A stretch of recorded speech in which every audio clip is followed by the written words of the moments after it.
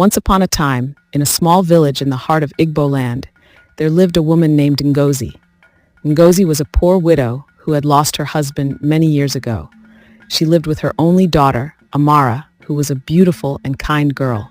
Amara was only 15 years old, but she was very wise for her age. She helped her mother with the house chores, and they loved each other very much. One day, a rich man from the big city, Chief Okoro, came to their village. Chief Okoro was an old man, very wealthy, and he had many servants. He lived alone in a large mansion, and he was looking for a young girl to marry.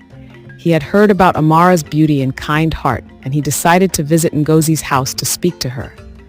Ngozi had heard many things about Chief Okoro. Some people said he was a kind man, but others whispered that he was very strict and could be cruel. Despite the rumors, Ngozi saw a golden opportunity. Chief Okoro promised to take care of Amara and make her his wife. In return, he promised to give Ngozi a large amount of money. Ngozi was confused. She loved her daughter and didn't want to give her away, but she also thought about how much money the rich man could give her. The village was poor, and life was very hard.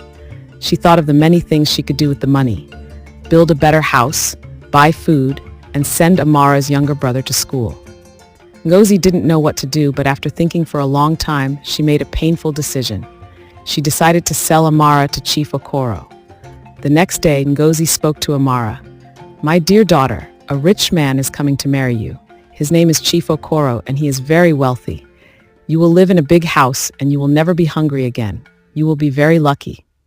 Amara was shocked. "But mother, I don't want to marry an old man. I don't want to leave you." Ngozi held her daughter's hands. "I understand, my dear, but this is a chance for us to have a better life. Think about it. We have nothing here. This is the best thing that can happen to you." Amara didn't want to leave her mother, but she loved her and didn't want her to suffer. She nodded slowly, and tears filled her eyes. "I will do what you say, mother." Chief Okoro came the next day to take Amara to his mansion. He was old, with gray hair and a wrinkled face, but his clothes were made of the finest materials.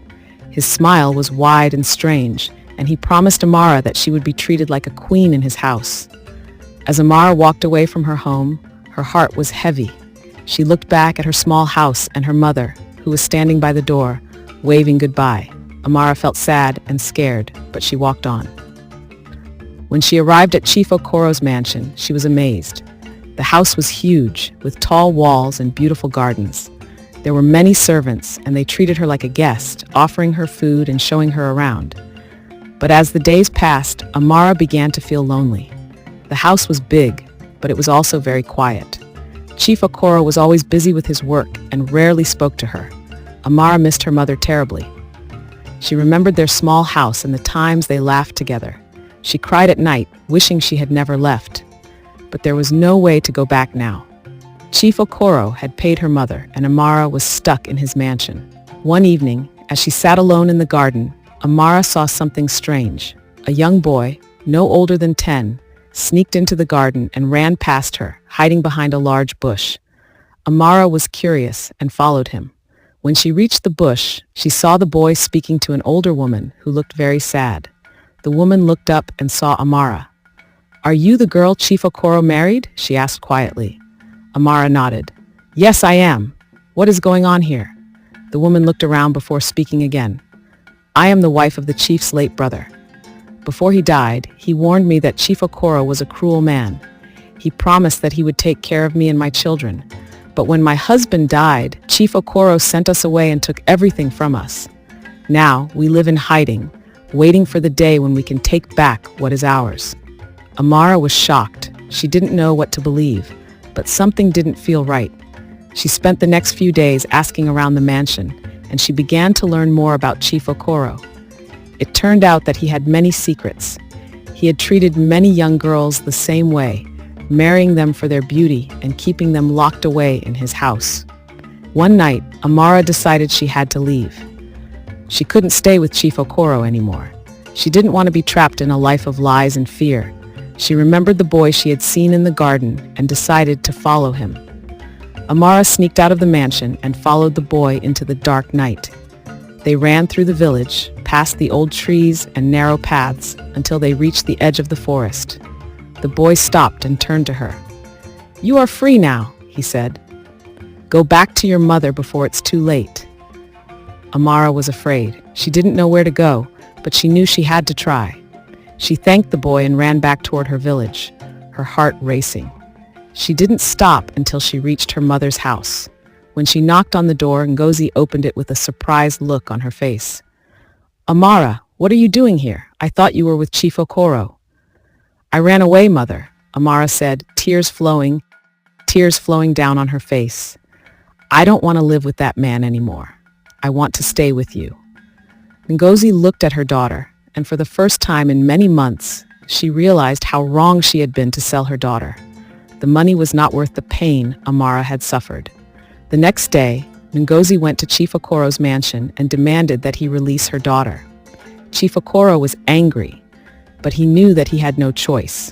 He agreed to let Amara go, but warned Ngozi that there would be consequences. Amara and her mother went back to their small house, and life was hard, but they were happy together. Amara never forgot the lesson she had learned. No amount of money was worth the love and happiness of family.